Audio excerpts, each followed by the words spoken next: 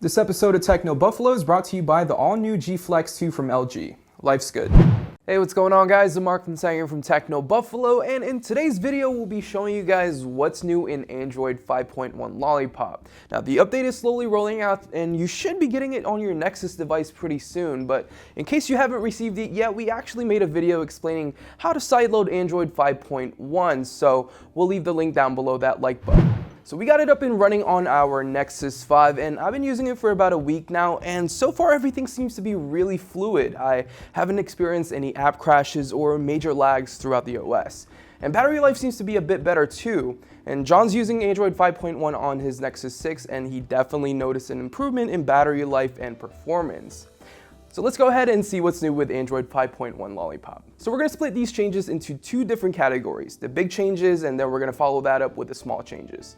Starting off with the big changes in quick settings, the Wi-Fi and Bluetooth quick access buttons are now clickable, which means if you click on the Wi-Fi drop-down button, it now shows you a mini menu with different Wi-Fi connections inside quick settings. And the same one goes for the Bluetooth button. No need to go to the settings app to connect to different Wi-Fis and Bluetooth. You can change connections through the quick settings menu. Another big change that I noticed with Android 5.1 is the ability to change the system volume when an audio or video is playing in the background, whereas before you weren't able to do that. Another thing I noticed that when you swipe up a notification, instead of dismissing it forever, it's just going to be kept for later, so you can see it on your notification tray.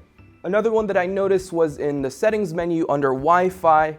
Android now recognizes Wi-Fi connections with no internet access, and it actually won't automatically reconnect, which is great. With Android 5.1 on the Nexus 6, you do now have the HD voice support for T-Mobile and Verizon, and it also supports for 2 SIM cards if you have a phone that's capable of accepting dual SIMs. Now, probably the biggest one for Android 5.1 is specifically for the Nexus 6, which is the anti-theft device protection. Basically, if someone tries to and wants to wipe your phone, they'll have to enter the account password of the last Google account on that specific Android device. If you have a Nexus 6 and a secured lock screen, like a PIN, pattern, or password, and signed into at least one Google account, device protection should be already enabled. Now, moving on to the small changes, there are new animations for the auto rotate portrait mode button in the quick settings menu. Screen pinning now shows which buttons to press to leave screen pinning mode.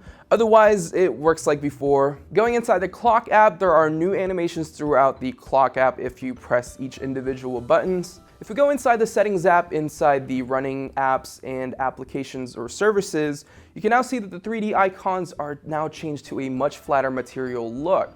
Talking about the lock screen real quick, there are some subtle changes. Swiping outside the quick settings area will unlock the phone rather than swiping the quick settings away to just see the lock screen, just making it easier to get to your home screen quicker. And last but not least, editing a contact looks much cleaner and simpler now with a few material design elements. And that's about it. If you guys want to give Android 5.1 a try, we have a tutorial up on our channel on how to sideload it on your Nexus device, or if you want to simply just wait for the update, then feel free to do so.